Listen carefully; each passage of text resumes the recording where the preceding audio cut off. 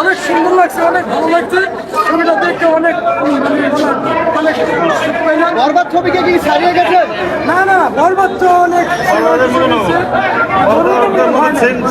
কিন্তু সেম বরবাদের কাহিনী আছে। কেমন ছিল ভাইয়া?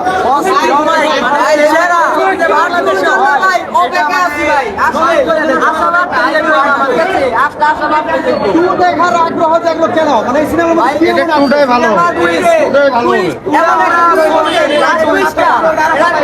দেখার জন্য যে দেখবো মুভিটা দেখার জন্য কত আরো বেশি বাড়বো মুভিটা আমি দেখি এক সাইড আপনার ছিল না কে সিনেমা?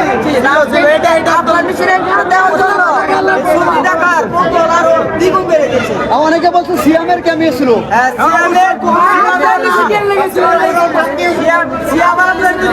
দুজনে তাদের জায়গা থেকে পেশ করে শাকিব খানের অভিনয়টা কেমন ছিল? শাকিব খানের অভিনয়টা এটা বলার মতো মানে কোনো কিছু নাই। এটা সাবিলা নূর যেহেতু প্রথম সিনেমা করেছে, তার অভিনয় কেমন লাগলো নায়িকা হিসাবে? তার নায়িকা হিসেবে অনেক সুন্দর হয়েছে। বলা যায় যে নেক্সট সিনেমার মধ্যে ভালো করবে। অভিনেতা অত্যন্ত ভালো ছিল, দেখার মধ্যে অভিনয় ছিল আর অভিনয়টা সাবিলা নূর কি বুবলি অপু বিশ্বাসের মতন কাঁপাতে পারবে ঢালিউড? আশা আছে, তার দ্বারা আশা আছে।